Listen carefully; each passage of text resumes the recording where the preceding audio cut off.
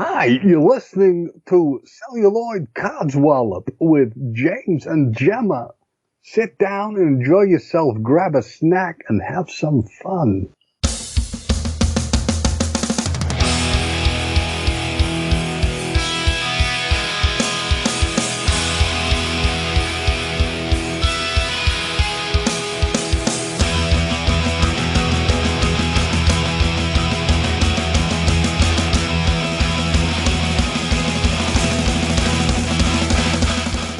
Hello, and welcome to this week's Talking Codswallop. Now, this week is going to be a bit different. We are going to actually be doing an episode of Celluloid Codswallop, and we're going to be talking about the new show Picard, and we're going to be reviewing the first episode. Now, due to some technical difficulties, there may be a few things that we've had to omit, and I'm actually having to re-record this introduction due to some technical fallacies on my side. But the recording we're doing to discuss the first episode of Picard is with my friend Joanne, who is a huge Star Trek fan, and she's also a very, very good cosplayer. We're going to provide some links to her stuff. So hopefully you will enjoy our insight into the first episode of Picard, and we were hopefully going to be recording some more reviews in the future. Unfortunately, Gemma couldn't join us for this review because she's had a horrible cold. But hopefully all will be well. So, John, welcome. If you want to tell us a little bit about yourself so we know who you are and you can get rolling with things. Probably who to look out for, right? Nothing who to avoid is probably whenever I'm about. My name's Joanne, also known as Hedge Scout. I'm a cosplayer. I'm James. I met you at March last year at Liverpool Comic Convention when I was dressed as Batwoman. So that's how we first met. Mm-hmm. All right. I do pardon my French, a shitload of different characters. I have about 30-something costumes, everything from Star Trek, Star Wars, DC superheroes, and a lot of Doctor Who stuff. So the fact that there's now a new series of Star Trek has me extremely excited, especially one of this quality. Mm. It was quite an interesting thing for me when I heard that Picard was going to be coming out as a series when we first got the mention of it, because obviously, the character of Jean-Luc Picard, it's a continuation from Star Trek: The Next Generation, the TV show and the films. And it was something that, both, Patrick Stewart himself said, but I understand that the fan base sort of saw as a character that we'd seen the end of in the film Star Trek Nemesis. And it had been a bit, in my opinion, it had been a bit of a shoddy ending for that sort of, that series and those films. It sort of finished on a low instead of a high. What were your sort of thoughts when you heard it mentioned that it was going to be coming back? I was really shocked because the character's supposed to be 90-something years old in TNG mythology. And Patrick Stewart himself now is, 73, 70-something anyway. So I was kind of hoping he would just last, to be perfectly honest, until the end of the series, which he has done very successfully. I actually saw him at Destination Star Trek last October. And the man's in great form. And certainly he got a standing ovation from the crowd because everyone loves Patrick Stewart. He's got great respect. He's such a fantastic actor, and he gives everything he does is great gravitas. So it was a dream come true to hear that Picard was coming back again as a series. Because he was there, wasn't he, promoting Picard, who's at the event, the Star Trek event, and he is somebody who comes across as a very genuine, nice sort of person. As you're right, he does bring extreme gravitas to every role he plays. I like to say that, the man from Murfield has done well, and indeed he has done well. The interesting thing I always wonder about when something like Picard comes back, because it's been so long since we've seen The Next Generation, since we've seen the films. Is it going to have legs? Will it survive? Because there's an example of something that came back that initially didn't do so well. It's like when the X-Files came back as a film. The second film they did, it was awful. Yeah, it basically sort of like it didn't find its target audience, whereas when it came back as a TV series, it did. So whether they decided that this was a better way to go to get an audience, this may be what Amazon, their great ability to take over sort of like the universe as it now is, decided in Infinite Wisdom to run the TV series. So you got a chance to see it, and obviously I'm thinking that we can sort of share what we thought, how we thought it went. I found it very interesting straight from the start. I mean, visually, it's stunning. The initial opening you see of it, of the stars and the throwback with the original Enterprise coming through space, was just a fantastic opening point. And it was interesting, and I didn't get this until I viewed it again. They chose a piece of music that sort of that was a nod and a wink to the last time we'd sort of seen Data in the last film that he did, Nemesis, a song that he sung at the wedding of Riker and Troy, which again is an interesting nod. But yeah, also B4. That was the last thing that B4 had sang. Whenever the end of Nemesis, he and Picard are in the room. Picard's testing him to see what sort of cognitive function he has. And after he finishes speaking to B4 starts to sing, and that was the song that he starts to hum along to. That's true. Yeah, I'd forgotten about that. So yeah. Again, you'd have to be probably a deep fan, but again, would you not be a deep fan if you weren't watching this? I'm not so sure. But I found that interesting. You sort of you jump straight to a dream thing, but then we got introduced, didn't we, to a new female character. Well, jumping ahead of myself, we'd seen the fact that Picard is now living on the grounds of the chateau that is his family's, owned home that's gone through generations of his family. So he's sort of really far removed, isn't he, from the job of being a starship captain and being on a ship. I found it interesting, though, that when we jumped to the female character, who I'm assuming is going to be very much central to this show, who was with her boyfriend, wasn't she, sat sort of like discussing she'd been accepted, I think, into like a university? Yeah, that was the institute in Japan, the Daystrom Institute. She had actually been accepted to it.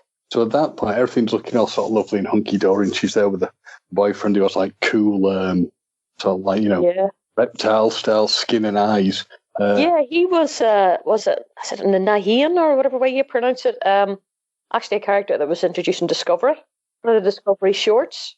It's the queen of the planet that, I was going to say they do something with kyber crystals, but that's Star Wars. But they... Do you see what I mean? I'm getting myself mixed up. But her planet does something fancy with some scientific shit anyway. And people are probably screaming at me at the moment, no, it's the blah, blah, blah. But I can't remember the name of it. And it's late at night. And but that's so her character's introduced that. Dear love him, he thought he was going to get some action that night. And he literally does end up getting some action. Well, he gets a good stab, but not the way he was hoping. Yeah, he gets to feel the point of something, doesn't he? Because we sort of yeah, he feels more than a small prick. Yeah, he feels several inches of hard steel. Let's put it that way. Well, I suppose it was right through the heart, so it was slightly romantic. I like your optimism there on that. I'm just romantic.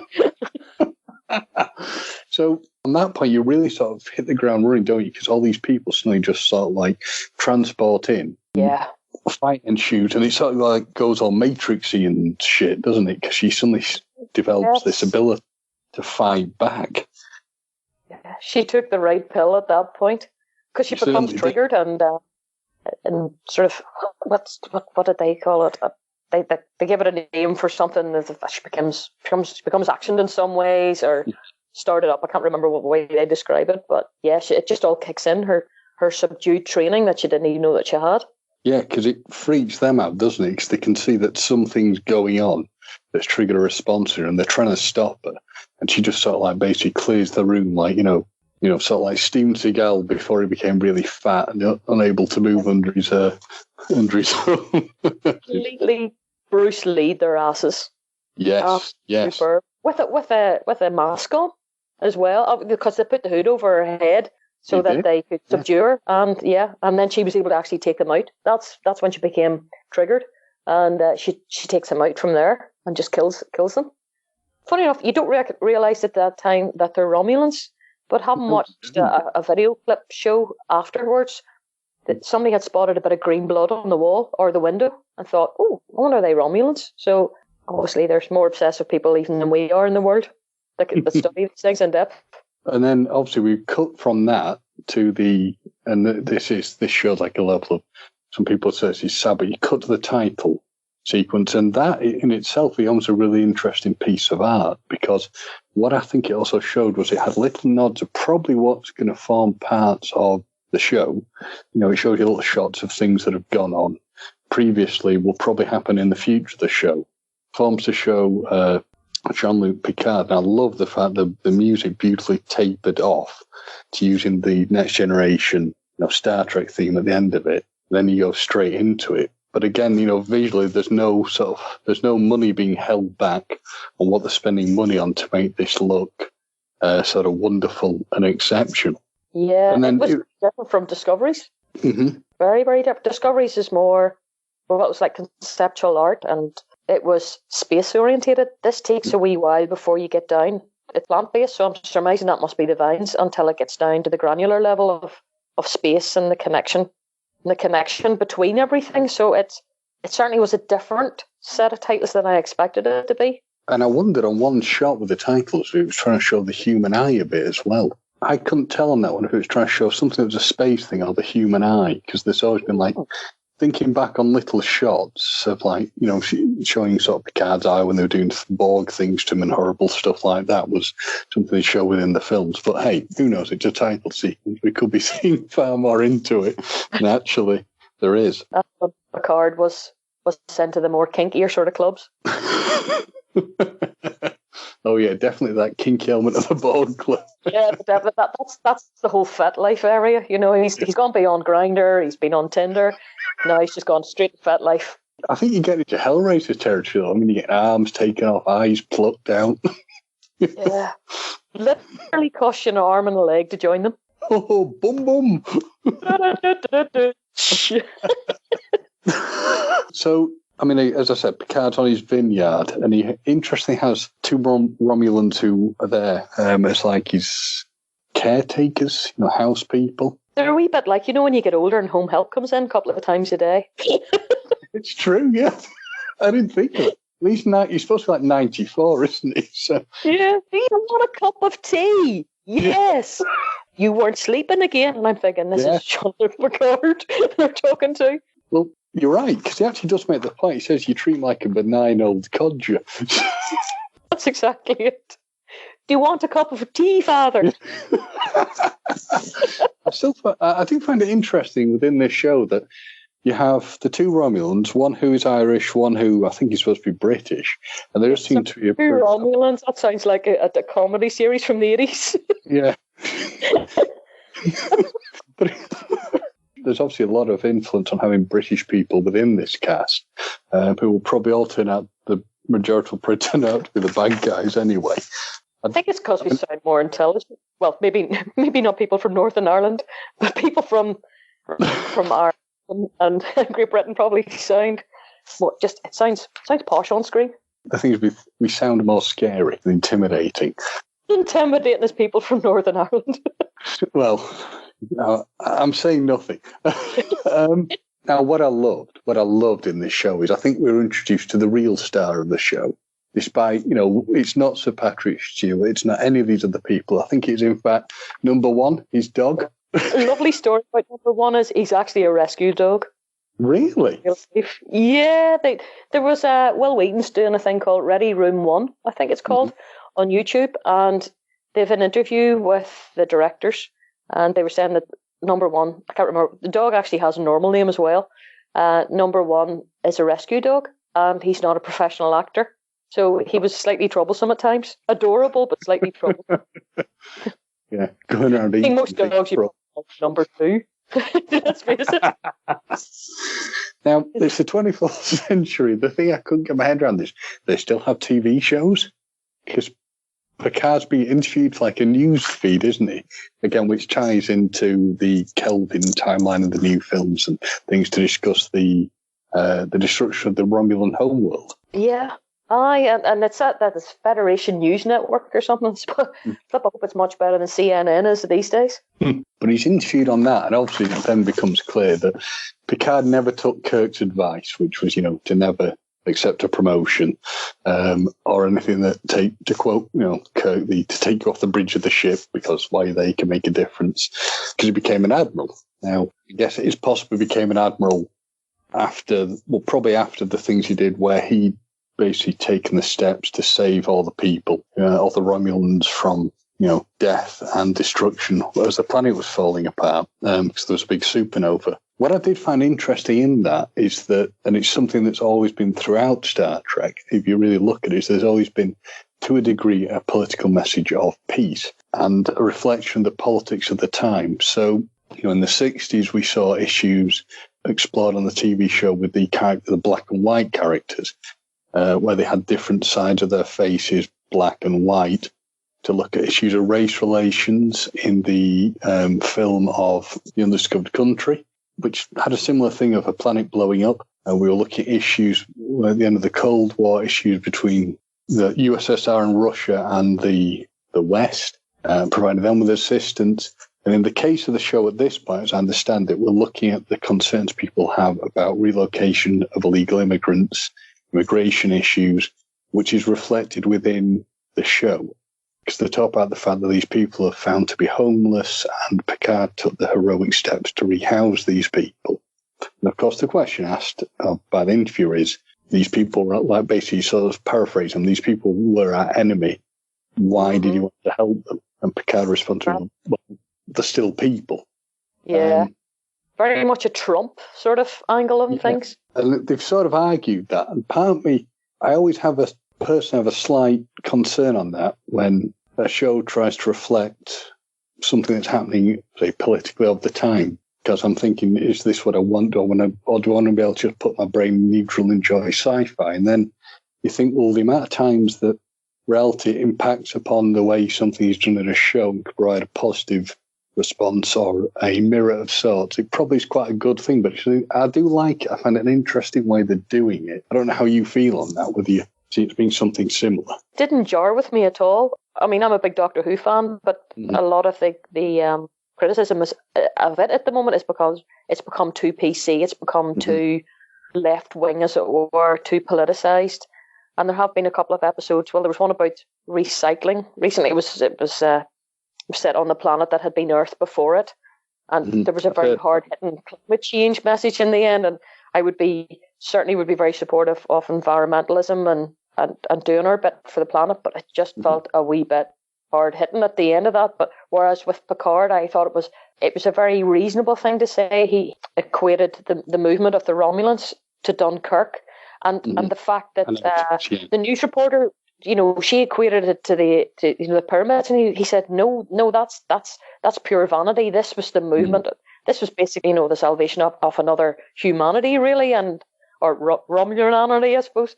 And I thought it said more about the character of Jean-Luc than it did, even from a political point of view, that the fact that it doesn't matter to him. He sees, to him, saving a life and saving a civilization is the good thing. And there's a Shakespearean quote, actually, he mentions later on. Can't quite remember what it is. Something to do with a good man and honesty and all this here. He really does hold himself to these very high standards that he maybe doesn't necessarily hold anybody else to, but certainly himself. For him to fail in saving this civilization, he couldn't take it in anymore, that the fact that Starfleet wouldn't support him. So he resigned his admiralty because he didn't want the guilt associated with that, because he knew then he couldn't hold himself to the standard that he wanted to, because Starfleet wouldn't let him. I think it's the fact that probably, Dennis, we are fans. People should not be so surprised that you see Picard doing that. And I do see where there's that message, but it's that I've mentioned earlier about it being a message of taking something political and adding it to the Star Trek universe or something that's happening now. But it shouldn't be so much for surprise with Picard, because if you look back on his, as you were talking about his personality, it's something that you saw happen in the Insurrection films, where he saw something similar happen. But they're trying to sort of force relocation of people. He's sort of saying, this is not what we're about. This should not be what the Starfleet is about, and we as people. But yeah, with Picard, it's very much a principled stance, isn't it? But it was interesting to see that possibly the argument wasn't, there was an annoyance about moving the people who've been the enemy, but it seemed to be this real backlash against what happened with the quote-unquote synthetics, going almost like Skynet style from Terminator and sort of turning upon the creators and going on like a mass killing spree. Yeah, Utopia Planitia, I think it's pronounced. That was their shipyards up there, and destroying those. Yeah. That's going to be actually interesting to investigate. Why did the Synths decide that the Romulans weren't worth saving and that Mars should go the way it did? Apparently the atmosphere's still on fire as well. Yeah, they were saying that. Yeah, because Picard had the big dream, didn't he? Sat chatting to Data, and then he says, we were around, we plotted a course to Mars, and you see Mars explode, burning. And Picard does the thing that, to be fair, you would expect of Picard to do, which is where he's been questioned the things he doesn't want to be questioned on. He's been very specific to do this interview, say, all we're going to discuss is what had happened with the solar explosion. They, as a real-life reporter would do, are trying to push him to answer the things he doesn't want to answer. So he says, that's it, we're over, we're done. Well, that was one of his stipulations for doing the interview, which he hadn't done an interview for a long time. I will not be answering why my relationship with Starfleet ended. And your woman pushed him on it. She was determined. She was going to get the answer. I thought, you bitch. Man alone, you bitch. I did find that the one thing that I thought was interesting was the clothing, because they were dressing very much for the 24th century with still like a 21st century or older style of clothing between the woman interviewing him and what Picard was wearing. Whereas I think when it was a show, they always tried to make it look a bit more futuristic, but they'd sort of step back with the clothing on at this point. Picard was almost like he was going to like sort of 19th century or very early 20th century clothing with his choice of tie and suit, which I thought was a bit of a strange thing. Yeah, I had actually read something about that as well.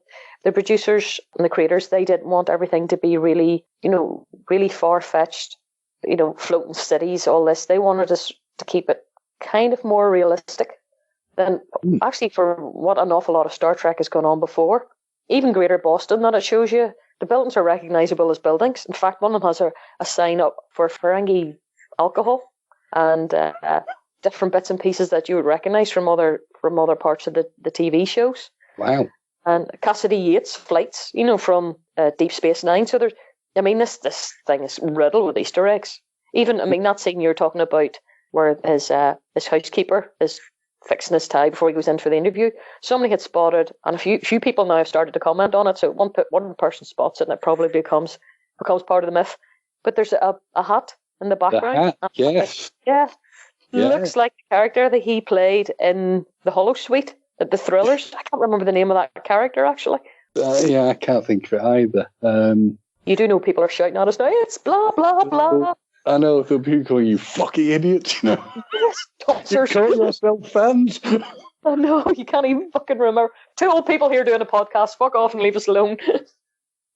Here's the deal, listeners. If there's anything you want to pick us up on, you can tweet us, send tweets in, we'll take whatever abuse you want to send. Well, I'll take whatever abuse, Joanne, I'll take whatever abuse you want to send my way. Yeah, use me at Head Scout. So you've got this character, Daj, who's obviously got all these weird powers, and she sees Picard on the old TV of sorts, and they still have shops with TVs in. And she'd had a flash, hadn't she, of Picard in her subconscious, I think, when she was just after the fight. So she doesn't know who he is, but she wants to know about him and sees him as some sort of solace or leader or whatever. But we'll explore that in a moment. But I get the impression that Picard, obviously, he has a vineyard, so he drinks wine, he has real wine. I get the impression he probably eats a lot of very strong cheese. And I get that impression because he seems to be dreaming a hell of a lot. Oh, yeah, he's eating cheese late at night. Oh, imagine the farts as well. All that cheese and wine late at night. I reckon he's having fondues as well. He's probably blaming it number one. Number one, you dirty bastard. You farted again. And the housekeeper's going, yes, no problem, Jean-Luc, yeah. Oh, we know it's a dog. Maybe Romulans don't have a good sense of smell. Oh, yeah, let's hope not. You've got to think, Picard his diet must just be like a very, hope that God he isn't lactose intolerant, because his dream levels suggest that he must be eating cheese non-stop, because all he seems to do is dream about Data and weird stuff on those lines. And it all sort of, at that point, it sort of goes around a painting, doesn't it? He keeps, having these sort of dreams. And something I found interesting is that if it was me and somebody I've never ever met before just turns up at my house asking for help, I don't know if I'd be as sort of, I recognise it's an attractive young woman, but I'm pretty sure that I wouldn't be as welcoming as Picard was to say, yeah, come along, I'll help you, and you can stay here for a bit. I don't know about you, but I might be like, what the hell do you want? Who are you? Even when people turn up at my door, because I live out in the countryside, so there's nobody really around me, what I like to call it, the arsehole of nowhere. When people turn up at my door, I'm like, you're off my land, because I don't know who they are. Yeah. So if I had been sitting out in the back garden and somebody turned up, I'd have probably been, well, I don't have a baseball bat, but I probably would have gone back into the house again to go and get my bow and come out brandishing an arrow at them. So there's a lesson there for any odd people who want to disturb Joanne. Don't do it. She's into archery. She will take you down. It'd be like the Hunger Games. Yeah. Somebody turned up at the door last week trying to do a Bible study with me. Yeah, I saw your post about See my post about me telling them I was a Satanist, which is true, hand on heart, I am a Satanist. But I was doing the ironing, for fuck's sake. I had things to do. It was well behind. It was weeks behind. I wasn't going to interrupt my ironing to hear some Bible thumping. Bless him, he wanted to come in and talk to me about it. I thought, no, I told him, I don't want you wasting my time. I have ironing to do. I have my priorities. Now, one thing I did notice about that, from having seen the trailer to Picard, that they actually seem to have cleared up the show is, in the trailer, Data's wig and makeup look truly appalling for the period when he sort of shows the painting to Picard, but they seem to have actually cleared that up. He sort of looks more like his old self. He looked like he had taken an allergy to Picard's cheese. His face was so bloated. Picard, I can't take this much cheese anymore. Yeah. He's having a violent allergic reaction. He's like, I'm flashbacks to the last time Picard made meat, cheese, and Nemesis. So, B4, that's what it is, B4 cheese. Yeah. Well, speaking of B4 has taken us on perfectly to Picard turns up in his strange old man civilian clothes, because he really is wearing the ultimate sort of old man. I'm not even sure what the jacket's made out of, but it is like, he's wearing sort of khakis and some sort of old sort of leather jacket thing. So he turns up. I'm not sure where he's supposed to be, but he basically goes to he has like his very own specific thing, doesn't he, in the archives, which is brilliantly set up, because it has like a model of the Enterprise D, a model of, I think, the Stargazer, his first ship. The yacht. Is it the yacht or something, the captain's yacht that he's once used? Yes. And he gets to go into whatever he has in storage, and he finds the painting he dreamt about is in there, and it's a painting that Data had done of the daughter. It bears striking resemblance to Dash, Dash, the girl. Yeah. I was a bit confused by this. I want to see what you make of this. So Dash is sat around, she's done a runner, which again means she was a terrible house guest. Okay, maybe she could stand the smell of cheese. She woke up about 5 a.m. this morning. The dog was in her bed because it was hot. It was nicer smelling in her room. The dog's howling. So at about 4 a.m, Dash just woken up and thought, I can't fucking take this smell anymore. She's done a runner. Even though with her special senses and everything, it's probably overpowered her. And dogs taking over her bed. The housekeeper's up because obviously she can't take the smell now either. She's probably been on the wine too. And I think they're all just pissed probably in this program. Can you imagine staying with Picard? I mean, you'd be sort of he's eating all that cheese, he's having weird dreams, he's probably having like night scream terrors where he screams and talks to himself. Yes. The only thing he didn't give her was a Werther's original. Would you like a sweetie? Yeah. Well, as long as, the one thing I did like about this is at least, Picard didn't come across as pervy. No, his main redhead squeeze, I wonder will she turn up? Dr. Beverly Crusher. Well, as I understand it, from something I saw on Twitter from Gates McFadden, no, not in this series, but he's hoping for the next series she's going to turn up. Because it's interesting. I love the fact you raised that one, actually, because I really wanted them to sort of be together, or at least have some kind of relationship going on. But yeah, this is where you see that distinct difference between Picard and Kirk, because with Kirk, he'd probably be hitting on her, even in his advanced years. Oh, yeah. it just doesn't bear thinking about. Do you know? I swear, I only started to I started to watch the original series recently because I only really that shameful admission time.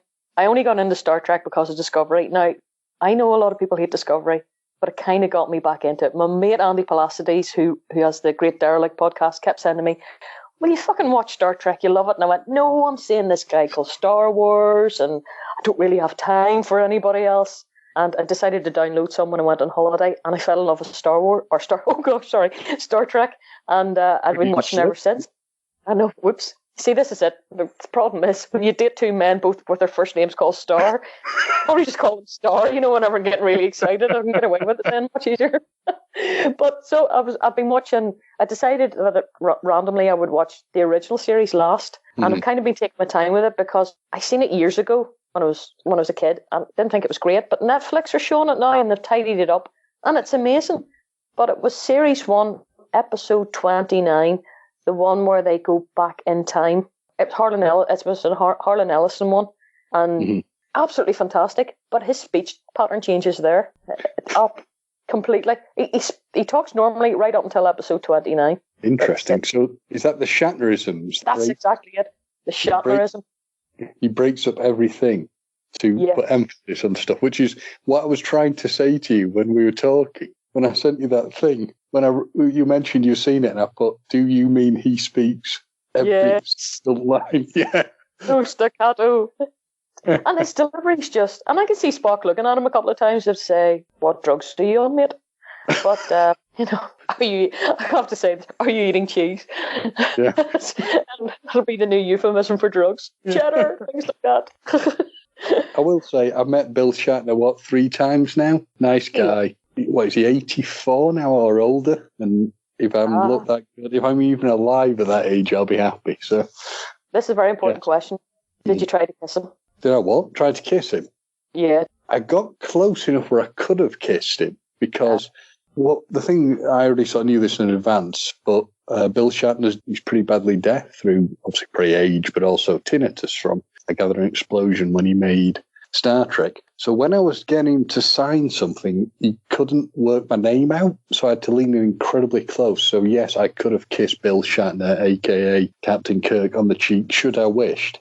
Yeah, you and me. See, you're Bill Shatner, I'm Lethal Weapon. My love could have been Danny Glover last December when I almost kissed him. Again, same thing, he leans in because he's deaf, but I mistook that for the French kissy thing, and I almost got away with it. Lucky enough, I did stop myself from kissing him.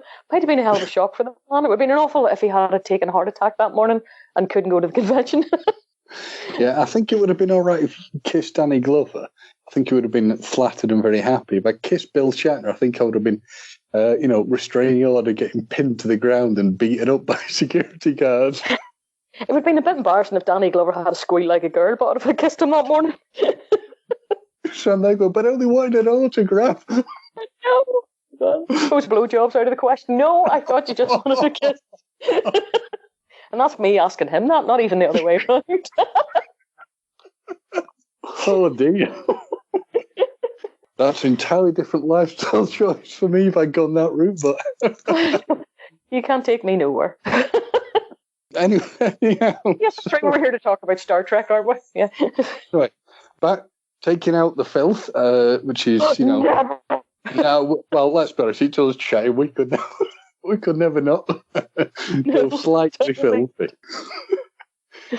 So old man Picard, with his old man, leather jacket, chinos ensemble, stumbles out in shock from the archive area and strangely managed to run into Daj again. Who would have saw that one coming? What I find very odd in this scene, though, is, and I know they have to move the show forward, I know they've got to move, but he seems to take all the information he's given from her, where he sort of trying to say to her, we think you're synthetic, we don't know if you're a real person. He all seems to feel very rushed. It's the sort of thing where, I don't know, everybody seemed a little too accepting almost of what was going on. Maybe it's because he's tripping balls at night, on the cheese. This isn't as mental as I'm dreaming about. This is quite normal. Yeah, I'll accept it. What if it is all just a giant cheese-based dream, though? Yes, this is it. I'm lying in my room somewhere. Covered in Wensleydale. But Stilton stuck up his nose. Number one lamb beside him farting as well. I mean, it's just, it probably seems quite normal. But yes, you're right, he is very accepting of this. I suppose if you'd lived to 90 and seen the things that he had done, you'd either be a raving paranoid schizophrenic, or you would maybe be accepting of the fact that shit happens. And my goodness, it's quite exciting shit. Because I think he's probably been quite bored in that vineyard. And he even says at one point that he's fed up waiting around to die. Yeah. Certainly this is a lot more exciting than he's had recently. To look back as a fan, when I mentioned about Generations earlier, that conversation where Kirk, says to Picard about making a difference again. And this is, I guess, what we're sort of seeing here. But another interesting rumour that I just remembered I'd read about why some of this seems a bit choppy, and the fact that the sudden acceptance of something is the fact that things were chopped up by Amazon to create shorter shows. So there may have been more extended scenes of what was going on. But it all just seems very interesting that, to me, they're very much more accepting what's happened than you might have a slightly more sceptical view. But I guess you're right. Picard has seen a bit at the forefront of so much that he may be more willing than others to take things on and to accept things and deal with things. But I then love that when they're trying to get out of there, because some more of the bad guys appear with their weird guns, that we see a perfect nod to the fact that Picard is old now.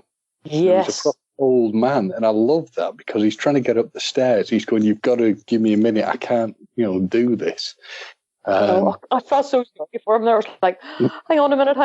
I mean, if you've ever tried to rush somebody who's elderly, it's awful because they're dear loving. They're trying their best, but you're trying to get them somewhere else in a hurry, and it's never a happy sight to see. But yeah, he plays the "I'm buggered, please go away for a moment and leave me alone." But he knows that he has to get a wriggle on. It must be very frustrating for him, for the character too, because in TNG he's so physically fit. I mean, he was in his 50s then, and he did that. Do you remember the episode "There Are Four Lights"? Oh God, yeah, that's a phenomenal. What an episode! Yeah, that's phenomenal acting. Phenomenal acting. Where Picard is taken to Torture Garden in London, stripped bare, and it was a very kinky looking thing, actually. Picard's bare bum, and even at the age of 50-something, he's still in great physical shape. But definitely he must have paid for a really good night. David Warner, you evil bastard, you. He obviously couldn't remember his safe word, and that's why he got stuck there for so long. The safe word was 4 lights. Yeah. There are 4 lights. That was the safe word. Wow, I'm never ever going to watch that episode in the same way now. First thing I thought of when I seen it. Wow, it's Torture Garden in London. Picard in a special dungeon. Hey, I would say what stays in the holodeck, whatever goes on stays in the holodeck, but it wasn't even the holodeck, was it? I mean, what filth must have gone on in the holodeck is absolutely mind-boggling. I hope they nanobots to clean up the mess that must have been in there. I mean, What did you call the character that was always spending time in the holodeck, and he ended up appearing in Voyager as well? Barclay. My God, there's a man that probably wanked himself to death on several occasions. Really. Beverly Crusher must have had to come down and rescue him and hydrate him. I mean, that man just been dust. He must have just been constantly getting injected with analgesics. Oh, yeah. To ease I bet he must have had a hand like a claw. He probably could have bench pressed Worf with one hand. Although you'd think that far in the future that they would have created it. I doubt that would happen. I think there'd be a machine that'd do it all for him, actually. You think so? Yeah. Just lie on your hand and pretend it's somebody else when you can't feel it. But he's an engineer. He would have created some weird sex robot that you're just doing in the holodeck. That's true. That's a really good one. Something Troy-shaped. Oh, definitely. But I also wonder what Riker got up to in there, but that's one for another episode. Well, Riker was prepared to fuck anything. He was. Animal, mineral. Even if, remember the one with it was an androgynous planet and they were kind of both genders and they made a decision?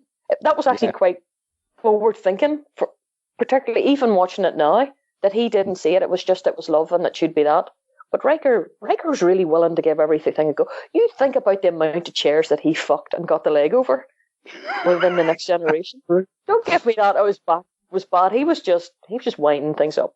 He was sexually turned on by chairs. That's why he was always throwing his leg over them. The fact that the chair couldn't reciprocate, he never realised. It took him 6 seasons before or 5 seasons, whatever many seasons there were, for him to finally stop fucking chairs. You've got to think, though, with Riker, that the beauty of Riker is the fact that the androgynous planet, is that the one where he went down in disguise? And, or if I got it mixed up, where this female alien said she'd free him, but he had to have sex with her? This is not one of your key streams now, is it? I don't remember. one of my fevered Stilton dreams now. No, it was definitely an episode because the lady in question was played by a lady called B.B. Newworth, who, if you ever watched Frasier, played Lilith on Frasier. But that was like, it just showed you what an absolute intergalactic stud Riker must have been if some alien wanted to have sex with him as a price of being free. He was captured as a medical experiment. Yes. She let him go free as well. He must have been one hell of a good ride, like he really would have been. Riker, you man whore. And she wasn't even chair-shaped, so he obviously didn't have any, but didn't matter really to him. I would say he probably did some amount of damage in Risa every time he went there. Probably had to restock the staff, hose them down. I think he's a bigger man whore, really, than Kirk. Can you imagine him and Kirk? Him and Kirk were he is. He's a bigger man whore than Kirk. Kirk is a virgin compared to Riker. Definitely. I was always impressed by Riker, mainly because he just took no shit from anybody at all. And basically, was just the man. Nothing, he could sort of deal with sort of most things. And the fact that he had to take over when, Picard got bogged, I think he would have proven a very effective Enterprise captain. But we digress, unfortunately. So poor old Picard has had his 94-year-old bones dragged up the stairs by the young woman, and then, the bad guys are attacking them, and she goes all Matrixy and shit again with all her inbuilt, Keanu Reeves powers. That was good. The big leap into the air onto the stairs where the Romulans were. Well, as luck would have it, Joanne, I've got it on in the background, the sound off, and we are literally on that exact scene. When you said the jumping part, she did the huge jump. So clearly they're on top of what looks like some multi-story car park somewhere where they're shooting and fighting. And it all goes a bit horribly wrong, doesn't it? Because she shoots one of them, or is about to, and it goes into what I can only say, and this is where I love, and I thought of you when I first ever even saw this, where you've gone into one of your favourite areas, which is, looks like we're crossing into Alien. Yes, with the acid. Yeah, that's great acid. Actually, that area that they were shooting in, all the fighting went on. It reminded me whenever you go to a comic convention and all us cosplayers are outside and we're staging mini everywhere and there's photographers. And that's what I thought. This just is like MCM London at the XL Centre.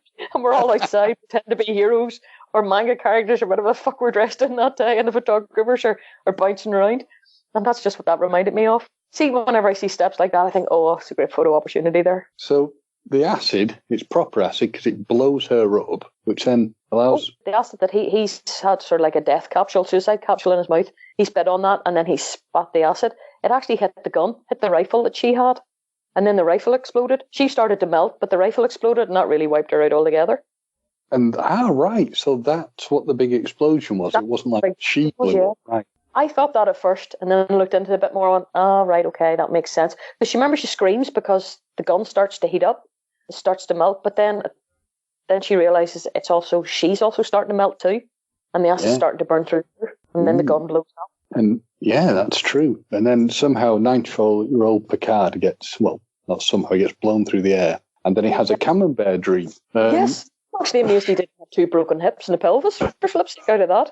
Which does also show the brilliant fact that one of the other... Now, I couldn't get my head around this, because unless you just rolled it up and left it, but he has a flashback to his storage room thing, and it has the the Captain Picard Day banner up. Not nice. Which I would have thought would have been destroyed when the Enterprise gets destroyed in Generations, but it must have been put in storage somewhere and shipped off, obviously.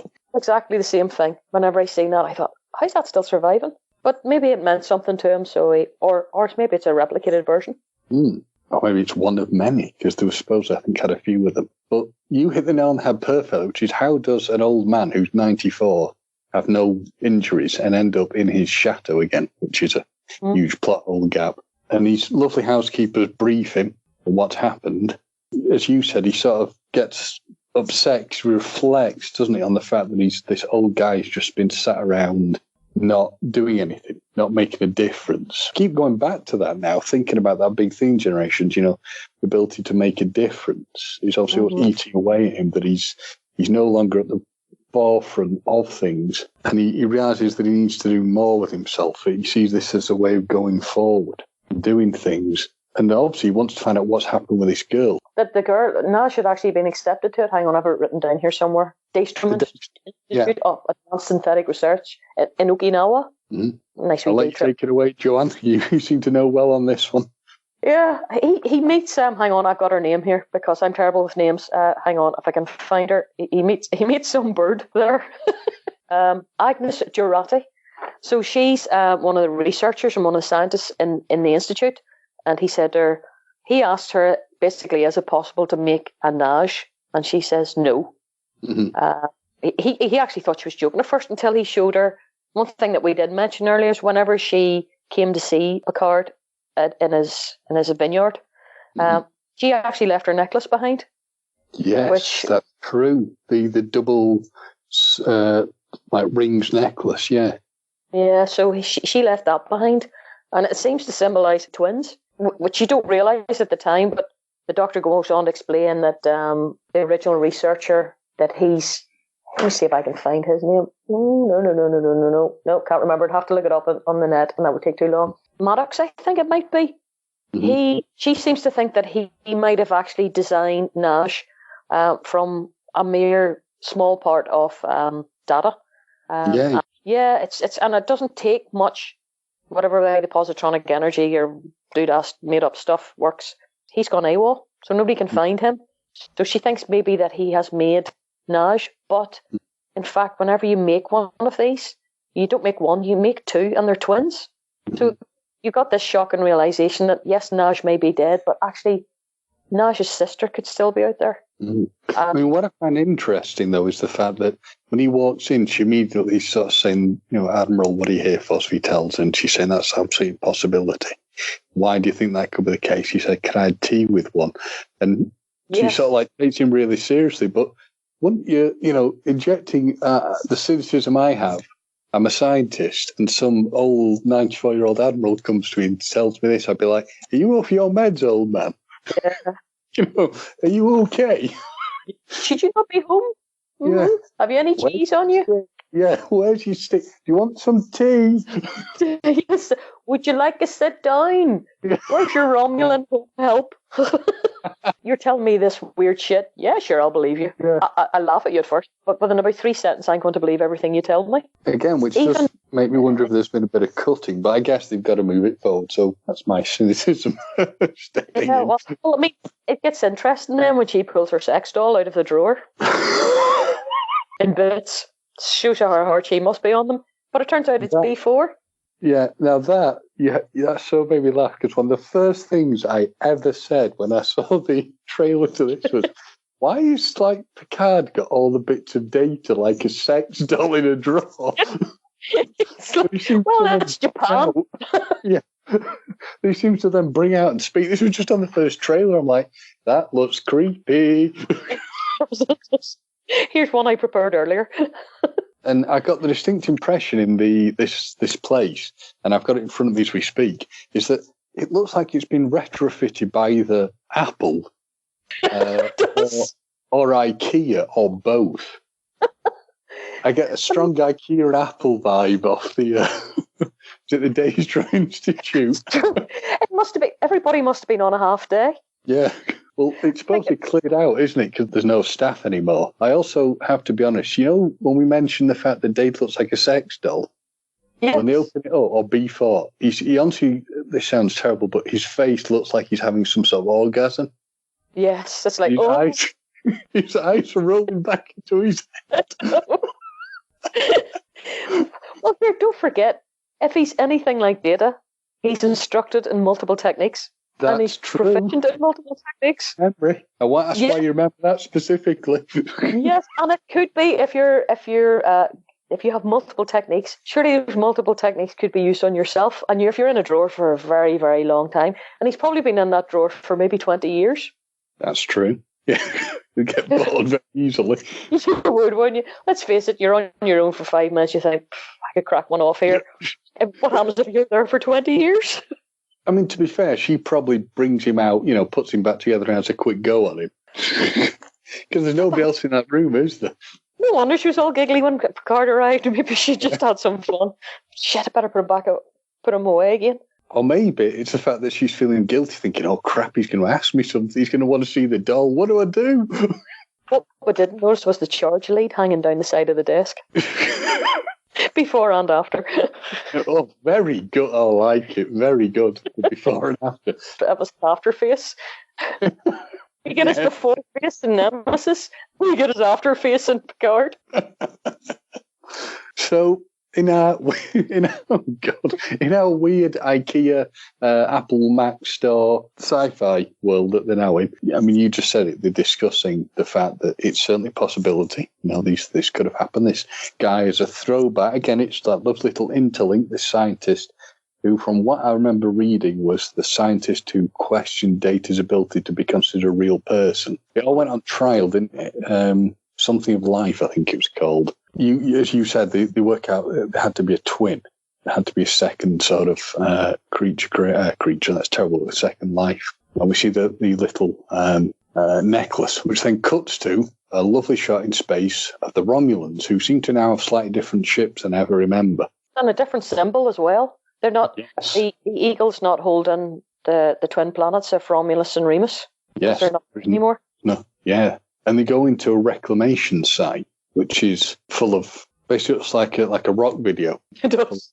Lots of air and people with longish hair and beards. Now, we see this guy, I'm seeing it in front of me now, but this guy walks through rather, forcefully on his rock set. And I knew I recognised him, but I didn't know what from. It's a guy called Harry Treadaway, who was in a programme, if you've never got a chance to see it, I highly recommend it, called Penny Dreadful, where he played Victor Frankenstein. And I only realised that earlier today. I was sort of looking at a picture of him from other stuff he'd done. And then, interestingly, he's playing a Romulan. He goes to see a woman who is, in fact, Daj's twin. Yes, she is called, because I keep calling Daj Naj as well. What's she called?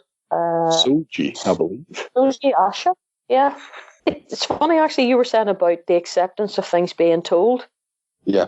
She kind of accepts everything he tells her. Oh, I had a brother, but it's a really sad story. Oh, maybe I could listen to it sometime. I thought that's the worst chat-up line in the world. Yeah, I mean, I find it interesting that she mentions she had a sister. Mm-hmm. Doesn't she? But there's no mention from Daj. No. Did Daj know she had a sister? It's a weird one. It was strange. You're wondering how much self-awareness Soji has, actually, of does she know that she's a replicant of some description?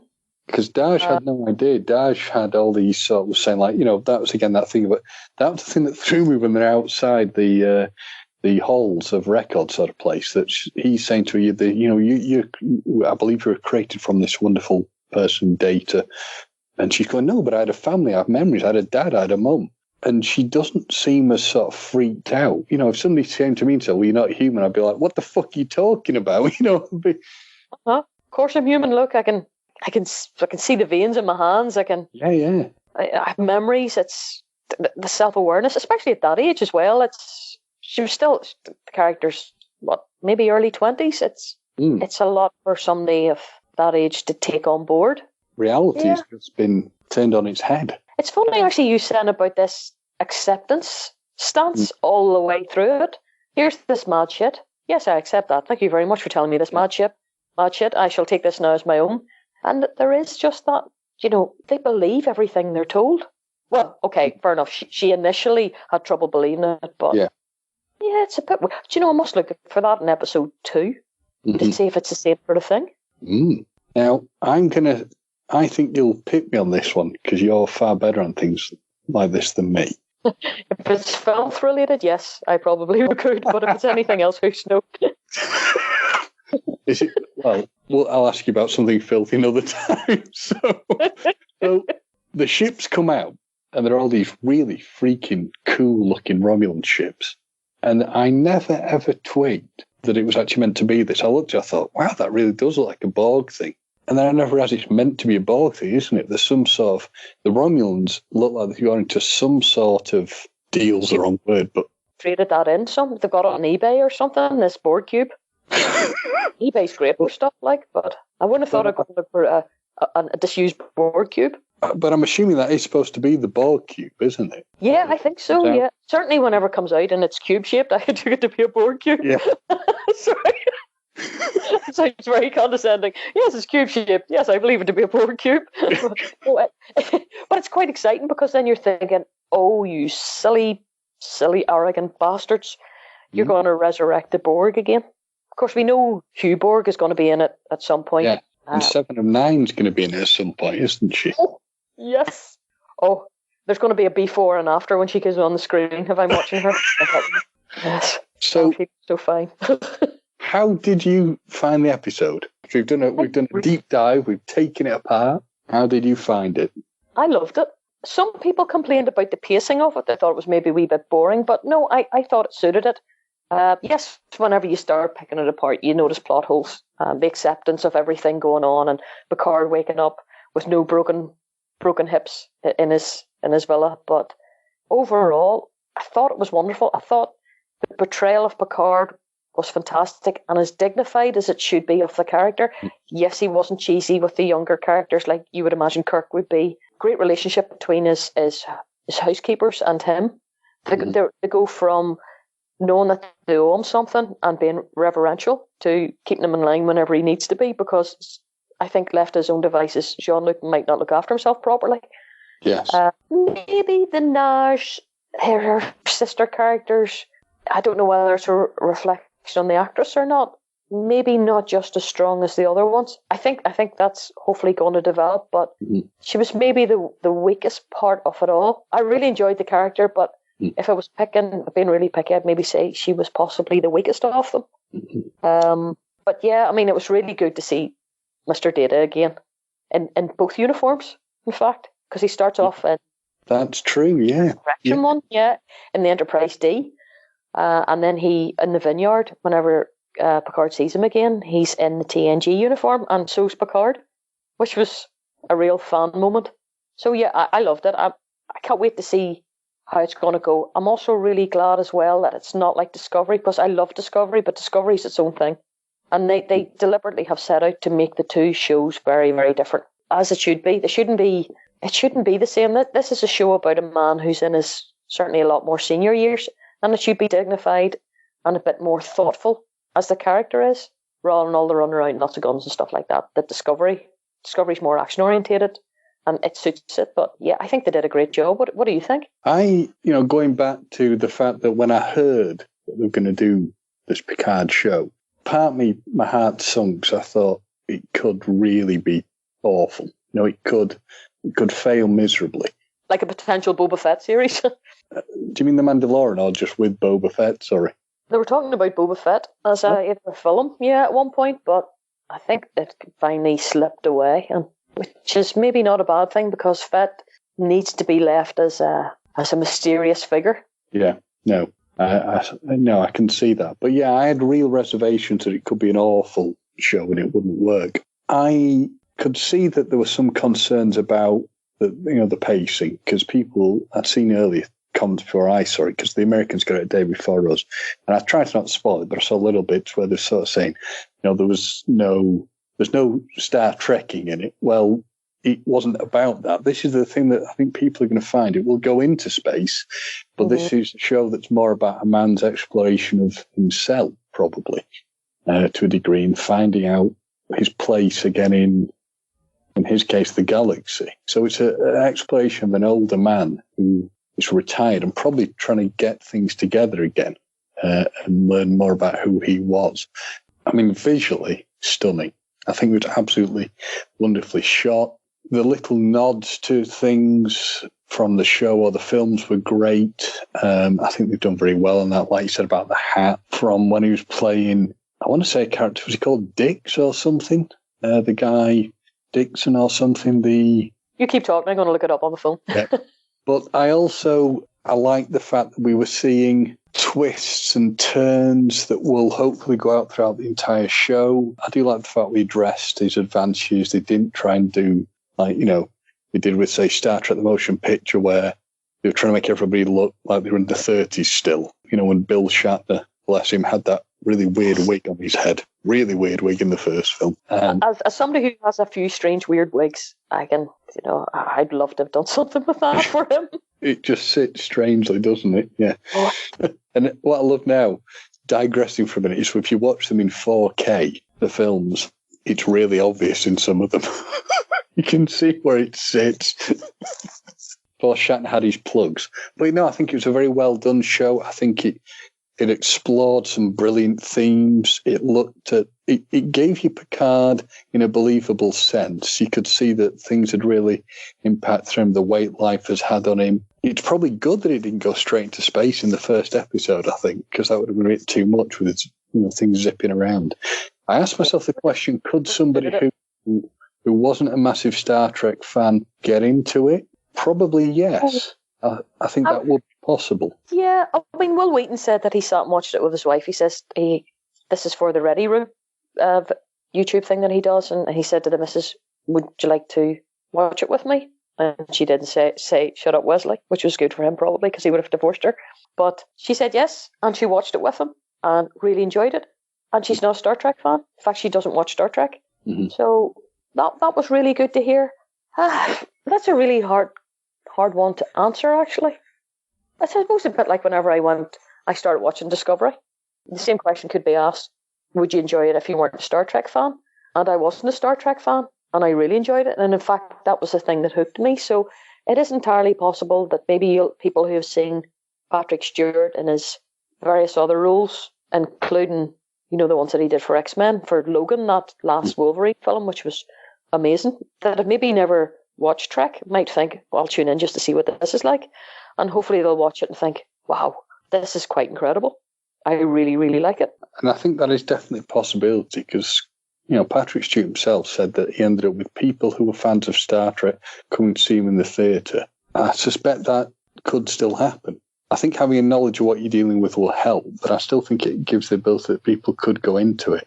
But I think, all in all, I think it was absolutely brilliant start. I'm really intrigued to see tomorrow, because it will be tomorrow for the next episode, what that goes to. And I like the fact we're seeing old familiar faces returning as the show goes on. So yeah, it'll be very interesting to see what happens with it. I would probably give it I think I'd give it a 9 out of 10 actually. Yeah, it's a tremendous start. I mean, whenever I watched Discovery, I thought the Klingons looked a bit weird, but it didn't really mean anything to me, but I still got into it. I just took it as the story as it was, and you may find that people do that. Yeah, I would definitely give it a 9 out of 10 as well.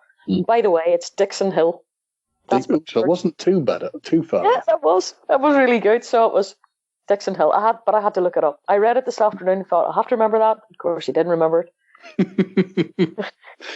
But I'm wondering, as he investigates things, will Dixon Hill, that sort of, will it become almost like a detective story at times? An action-adventure set in space detective story for him as he tries to find out. Because there is a mystery going on here. I think he's starting to realise, there's a huge mystery because he doesn't know who she was. Or her twin. Will this have any impact on him? Because I know for the future episodes, from what I've seen, he's going to have a clash with people at Starfleet. But it's going to be, what I'm also looking forward to seeing is the return of Riker and Troy. Or Riker and Riker as it is, and they're going to have a daughter, I think. So they've obviously retired. And I'm interested to see why have they retired as well. Is it the same thing? Is it the same problem with what Starfleet became? How long did Riker, and Troy last with the Titan? What preempted them stopping? Was it natural age, or is there more to it? So who knows? That is a good one because as a series, this is set the furthest into the Prime universe that we've had yet. Discovery's going to be 1,000 years in the future, but we haven't seen this yet. We don't know what it's going to look like. But this, as an ongoing series, this is the first one that's been set so far in the future. What is it? 2390 something. And yeah, It just is kind of scary when you think of it that way. And so yes, what did happen to him? Because I had seen they had shown us a promo, that scene with a small bit of it with Riker and Troy when Picard goes to visit them, and you can hear the kid screaming in the background somewhere. Mm-hmm. But the kid, to me, I got the impression the kid was under 10 years old. I don't know why. It was maybe the voice. And Possibly. yes, yeah. So they would have had the child quite late on, but then they got married probably when they were maybe in their 40s in the film. Yeah. Or, of course, if everybody's living longer, I suppose reproductively it wouldn't matter. You could maybe be having children into your 50s. Possibly. I'll tell you one thing I noticed when you talk about age. Picard started out needing a cane and then mysteriously stopped using it. You know what strange. Yeah, it is strange, but also I'm wondering as well, was that how he's seen himself as a doddery old man? Oh, yeah. And then he suddenly gets a new lease of life again and doesn't feel that he forgets the cane because he doesn't need that emotional crutch. He's suddenly got something that's bigger than him to think about. See, this is why I had you on. You've seen the bigger picture. I like it. My mind is tripping, man. No more cheese. No more cheese. No, it's just as well I don't drink wine either. God's sake. So that is our review of Star Trek Picard Remembrance, first episode. I give it 9 out of 10, as does Joanne. So hopefully, if this hasn't scared the pants off you too much, Joanne, you maybe come back to do a review of future episodes. Yes, that would be great. By that time, dear knows what drugs they're on. They'll have maybe moved on to crackers with their cheese. Number one might have had his nostrils removed. I'm actually wondering, are we going to see the dog again? Is there doggy quarantine if you go in to take a dog into space? Well, it never stopped Porthos, so you know. No, he's adorable. Oh, adorable. And Captain Archer, possibly. I gotta just digress here before we finish. The greatest arse in Star Trek. Every time that man walked down a corridor, I hated to see him leave, but I'd like to watch him walk away. It's marvellous. Well, I think we've been talking of Codswallop on this one. So I've been James. And I've been Joanne. Thank you very much for listening.